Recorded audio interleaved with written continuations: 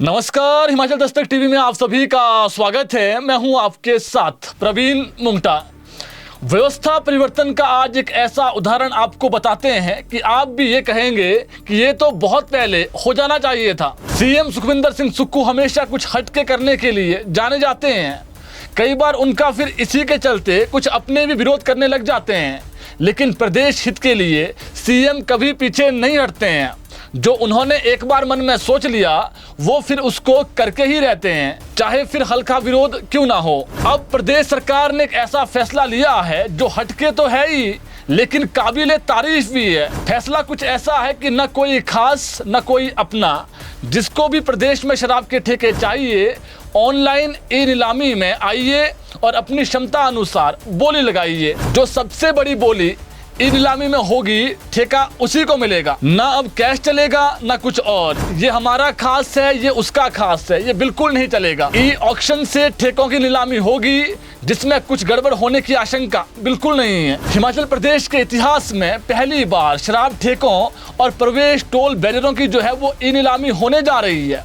जी हाँ, अब शराब ठेकों का आवंटन बंद कमरों में नहीं बल्कि पूरी तरह पारदर्शी ऑनलाइन प्रक्रिया से किया जाएगा। प्रदेश सरकार का दावा है कि इससे न सिर्फ पारदर्शिता बढ़ेगी बल्कि प्रदेश के राजस्व में भी भारी इजाफा होगा। जानकारी के अनुसार नई आबकारी नीति 2026-23 के तहत राज्य सरकार ने एक बड़ा फैसला लिया है। अब शराब ठेकों के लिए अलग अलग ऑनलाइन बोलियां लगेगी और आवेदक घर या कार्यालय से ही इस प्रक्रिया में हिस्सा ले सकते हैं। जो हिमाचल के आबकारी इतिहास में पहली बार होने जा रहा है जब शराब ठेके और प्रवेश टोल बैरियर दोनों ई नीलामी के माध्यम से डिजिटल प्लेटफॉर्म है उसके माध्यम से जो है वो ऑनलाइन बोली लगाई जाएगी, यानी ऑनलाइन ही नीलामी होगी। सरकार का साफ कहना है कि अब न सिफारिश चलेगी न ही किसी तरह की गड़बड़ी होगी। पूरी प्रक्रिया ई नीलामी पोर्टल के माध्यम से होगी जहां केवल ऑनलाइन जमा की गई बोलियां ही मान्य होगी। ये किसी का खास है या फिर इसके पास सालों से ये ठेका है, ये बिल्कुल नहीं चलेगा। जिसने भी शराब का ठेका लेना है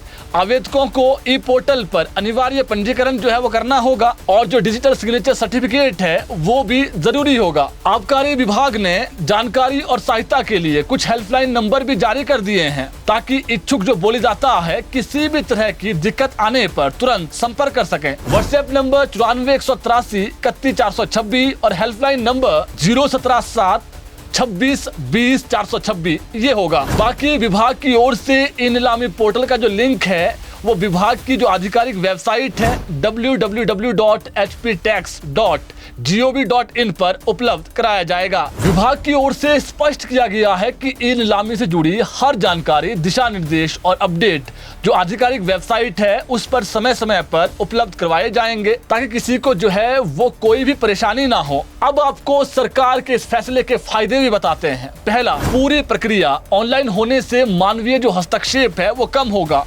दूसरा, हर बोलीदाता को बराबर का मौका मिलेगा, कोई खास है कोई चहेता है ये नहीं चलेगा। तीसरा, सरकार को अधिक जो राजस्व है वो मिलेगा जिसका सीधा फायदा प्रदेश के राजस्व वृद्धि में होगा। जानकारों की माने तो ई नीलामी व्यवस्था से पहले जहां ठेकों के आवंटन को लेकर सवाल उठते थे, अब वही प्रक्रिया पूरी तरह ट्रैक और रिकॉर्डेड होगी। किसने कितनी बोली लगाई है, किस समय ये बोली लगी है और किसे ठेका मिला है, सब कुछ डिजिटल रिकॉर्ड में दर्ज रहेगा। यानी अब कोई खासम खास नहीं होगा और हेरा फेरी का भी कोई मतलब नहीं बनेगा। हालांकि इस फैसले के बाद छोटे ठेकेदारों और जो नए आवेदक हैं उनके मन में कई सवाल हैं कि क्या डिजिटल प्रक्रिया सबके लिए आसान होगी, क्या तकनीकी दिक्कतें सामने आएगी।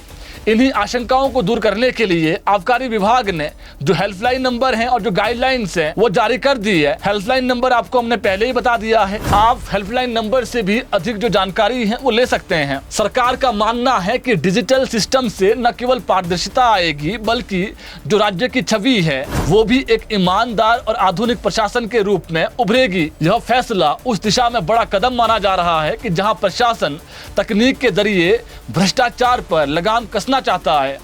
तो कुल मिलाकर हिमाचल प्रदेश में शराब ठेकों और प्रवेश टोल बैरियरों की जो ई नीलामी है यह एक बड़ा प्रशासनिक बदलाव है। अब देखना होगा कि जमीनी स्तर पर जो ये व्यवस्था है ये कितनी स्टिक साबित होती है। बाकी आप भी सरकार का ये फैसला आपको कैसा लगा कमेंट बॉक्स में जरूर बताएं।